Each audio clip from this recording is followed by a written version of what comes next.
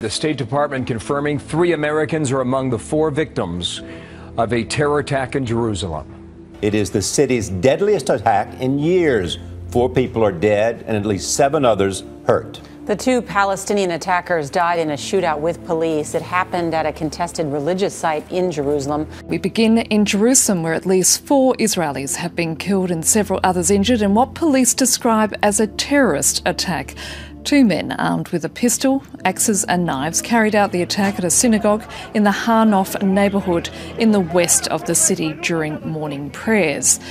It's the deadliest in Jerusalem in years and is bound to ratchet up fears of sustained violence in the city, already on edge amid soaring tensions over a contested holy site. Officials say the men, both Palestinians from East Jerusalem, were later shot dead by police.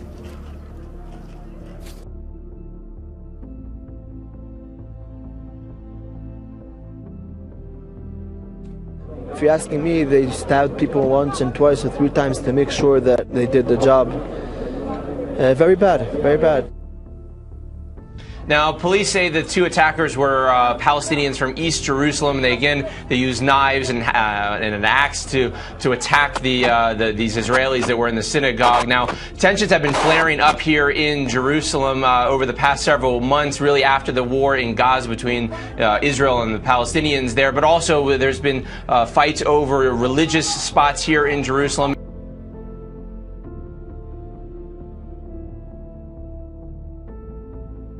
We came to pray this morning. We were coming into the synagogue, and we heard gunshots from downstairs, and heard 1 shot, 2 shots, and then a flurry of shots, at least 5 or 6 or 7 shots. We all ran out. We understand that somebody was killed or seriously wounded downstairs, and everybody called the police, and they came about 10 minutes later, and that's all I can tell you.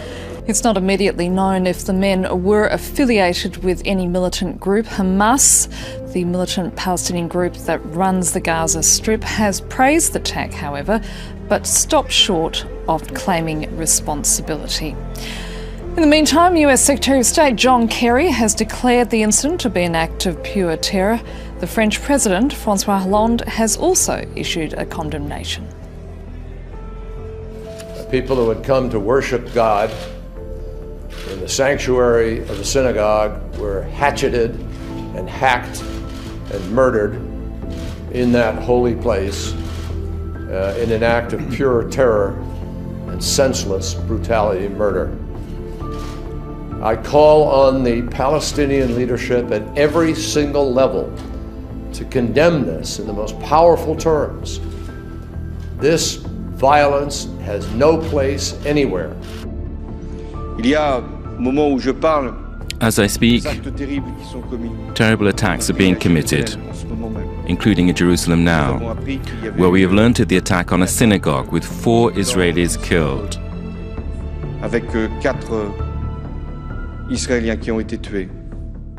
We must do something about this problem in the Middle East, this conflict between Israelis and Palestinians. But never ever accept terrorism. There is no justification for that.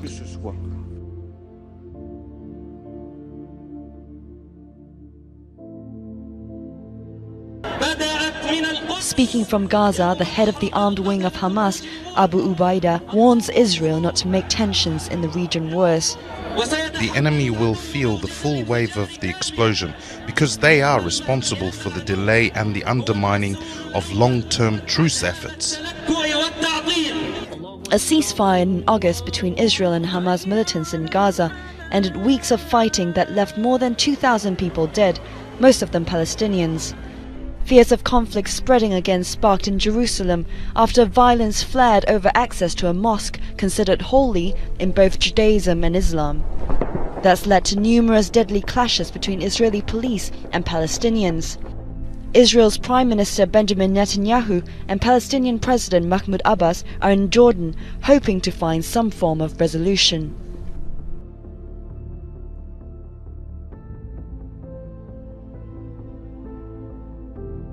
Joining us now, Fred Fleitz, a former CIA analyst and senior fellow with the Center for Security Policy. So if 2 Palestinian cousins get hold of a gun and these meat cleavers go on the attack in a synagogue, does that become one of these lone wolf terror attacks, or does it have the hallmarks of support from Hezbollah or one of the terrorist organizations over there? John, it's good to be here. I think these attacks are driven by two things. First of all, I think they were probably inspired by calls by ISIS for Muslims worldwide to commit acts of violence against so-called enemies of their religion. But I also think these attacks are driven by the Palestinian leadership. Now, I just listened to President Obama say that President Abbas of the Palestinian Authority strongly condemned the attacks. I disagree. He also blamed the Israeli authorities for being behind these attacks, for stoking up the situation. These attacks are driven by tensions over the Temple Mount. The Israeli government had to shut down the Temple Mount last month after a rabbi who called for Israelis to have the right to pray there was almost assassinated. The assailant was killed by the Israelis, and then protests broke out. And how do Abbas respond? He called for a declaration of war because the Temple Mount was closed. Now, the Mount was reopened on Friday, but nevertheless, tensions are very high because of the situation. Well, what are the Israelis supposed to do in cases like the Temple Mount incident and this latest attack?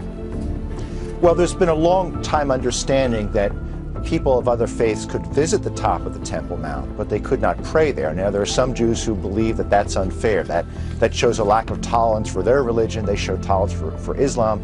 Islam should show tolerance for their religion. I think this difference can be worked out, and I believe that's what the Israeli government is trying to do. But it doesn't help when the head of the Palestinian Authority calls for a declaration of war of an action that the Israeli government had to take because of an outbreak of violence. Well, let's frame this in a larger context, really. The gruesome murders that we were just talking about come as a new study reveals that terror attacks were up sharply last year, rising 44% from 2012, killing 18,000 people. What's behind this rise, Fred? John, there are many on the left who say that we're no longer at war with terror, that we're not at war with radical Islam anymore. I think this is stunning evidence that we are. Now, the president earlier this year said that ISIS was a JV terrorist group. And in August, he said he didn't have a strategy to fight ISIS. And I think this administration has been in denial about the threat from terrorism, the threat from radical Islam throughout its administration. This is simply more data that this war is ongoing. And I got to tell you, John, when the data comes out for 2014, these figures will be much worse. We have seen another ISIS beheading. There are a couple of Western hostages still left in ISIS hands. I just wonder, has that group lost its ability to sway the response, I guess, by continuing to kill those that it holds? ISIS still thinks they get propaganda value out of beheadings. It's hard for rational people to understand that. But this video needs to be studied carefully. I've read some expert analysis that said it was not as well produced, and it may indicate that ISIS is on the run or they lost the location where they were able to film the last video. There's also some talk that they're running out of Western hostages, and I hope that that's true. Well, I mean, we all hope that's true. We know that they are holding a young woman, a 26-year-old woman who, went over to help and became hostage. But they are aiming these videos at more supporters, trying to recruit more people who want to do the same kind of thing. That's what we find so unbelievable in the West. It's hard to understand, but they are finding that these acts of horrific violence have an effect in recruiting some dispossessed and troubled individuals who, for some reason, see siding with ISIS as the way they want to lead their lives. I think it's important to launch a campaign on the internet and in the news media to explain to these people what ISIS is really about. But I think there's always going to be a small number of individuals who are susceptible to this type of propaganda. Fred Fleitz is a former CIA analyst and a senior fellow at the Center for Security Policy. Fred, thank you.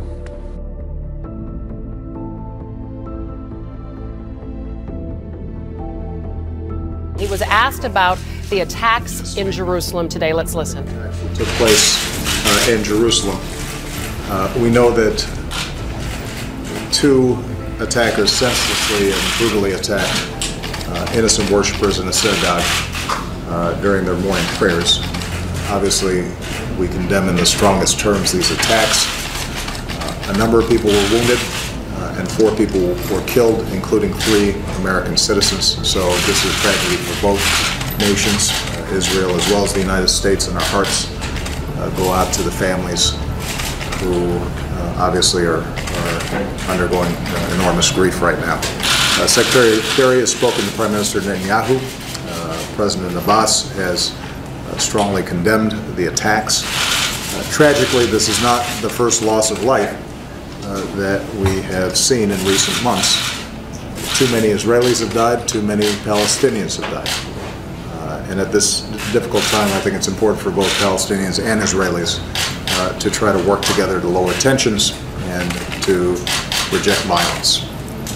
The murders for today's outrageous acts represent the kind of extremism that threatens to bring all of the Middle East into the kind of spiral from which it's very difficult to emerge, and we know how this violence can get worse over time.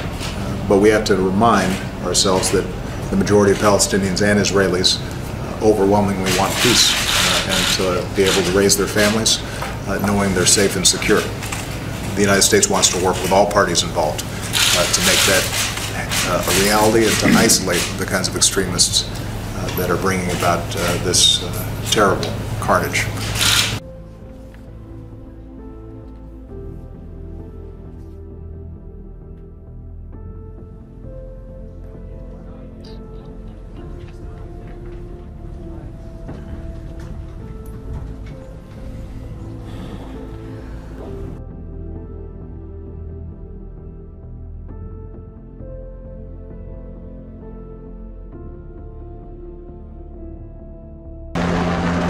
Breaking overnight, a deadly terror attack shattering the peace of early morning prayers inside a Jerusalem synagogue.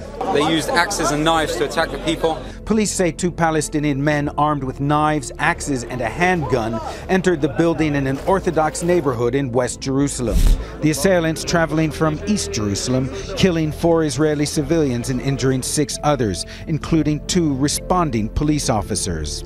This video shows Israeli police trying to enter the synagogue to stop the attackers, who were then shot and killed by police.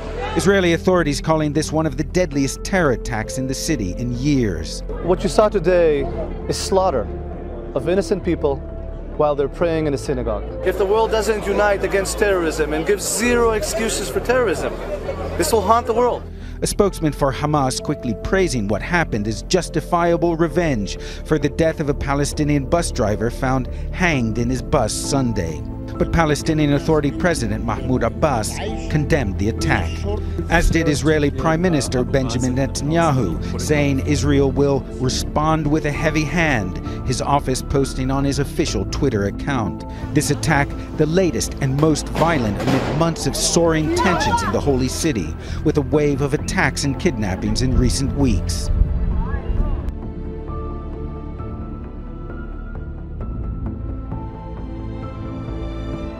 Israel's prime minister condemning what he called the cruel murder of Jews who came to pray and threatening to respond harshly. 2 Palestinian cousins stormed the synagogue during morning prayers armed with meat cleavers and a gun. They killed 4 people praying inside before police shot them dead. Connor Powell, live in Jerusalem. He has the latest on this. Connor?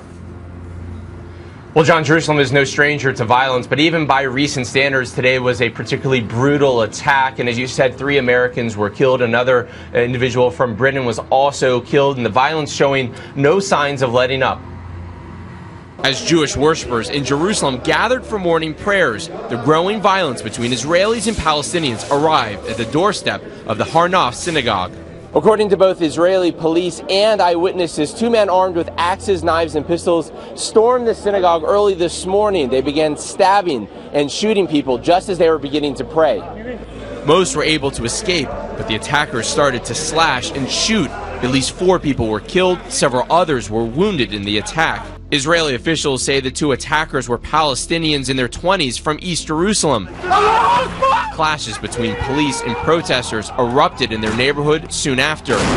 Today's violence is just the latest in a series of attacks that have some fearing an outbreak of widespread violence not seen here in a decade.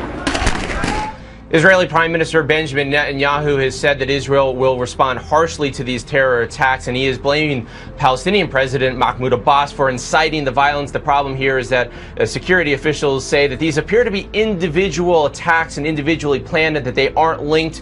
And their security officials here in Israel actually disagree with the Prime Minister about whether or not the Palestinians are inciting the violence. The larger issue is how to make it stop. Today, Prime Minister Netanyahu has ordered that the homes of the attackers be demolished. Whether or not that will prevent future attackers, it isn't clear. But what we do know, John, is that the tension here in Jerusalem continues to escalate. And the White House is just out with a statement from President Obama strongly condemning the attack, as you would imagine. Connor Powell reporting live from Jerusalem. Connor, thank you.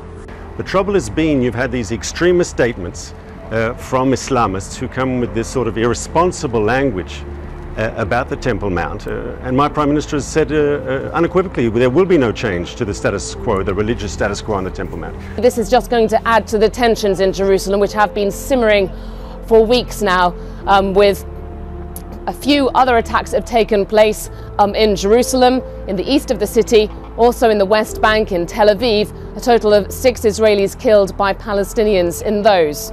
But this is really the deadliest attack that there has been in Jerusalem, the deadliest attack of its kind for many years now.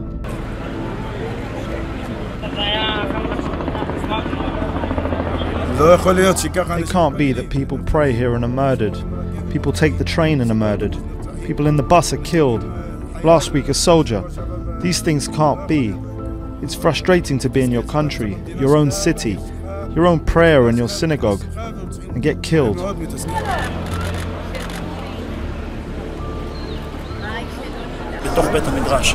Inside the synagogue there were wounded victims, some wounded from gunshots and some injured by the attacker with an axe. The scene inside is very disturbing, with lots of blood.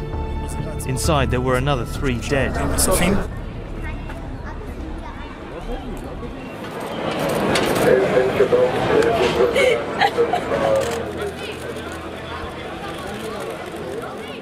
This really continues a drumbeat of deadly violence. What is happening there, Mr. Ambassador?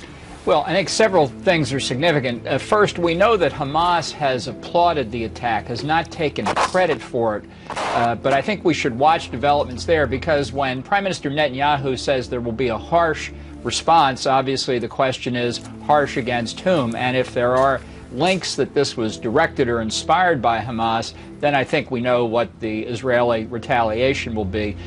Second, this attack against a synagogue in a Jewish neighborhood of Jerusalem, not in East Jerusalem where the Arabs live primarily, but an attack in an otherwise peaceful neighborhood, I think intended to convey the terrorist message that no one is safe anywhere in the city. And then finally, we don't know whether the fact that of the dead 3 are Americans, 1 British apparently, whether that was a motivation. In other words, was this an attack on foreigners as well, or was it simply an attack on a synagogue that tragically killed 4 foreign citizens?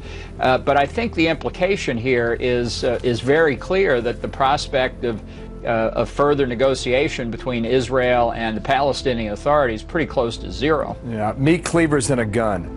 Israel has done a very good job in recent years at keeping suicide bombers out of Israel proper. That's why you go to a meat cleaver, as brutal as that is, because your sources in the past for killing are no longer available. Right, and I think the fact that that they're willing to use knives and axes to have literally blood on their hands as they kill their victims is related in part to what we see in ISIS beheading foreigners, including 3 Americans. What we saw in Britain with drummer Rigby being killed in a knife attack on the streets of London. What we've seen in this country with a beheading recently. That the terrorists are clearly intending to show not only are they willing to sacrifice their own lives, they're going to commit their terrorist acts in the most bloodthirsty way they can. And I don't think you can blink this reality anymore. This isn't workplace violence. And whatever the provocation that the Palestinians may point to, there is no excuse, period, close quote, no excuse for killing innocent civilians. Yeah, and the Iranian nuclear talks continue today, too. Very dangerous. Keep a half an eye on that as well. Ambassador, thank you. John Bolton in New York with us.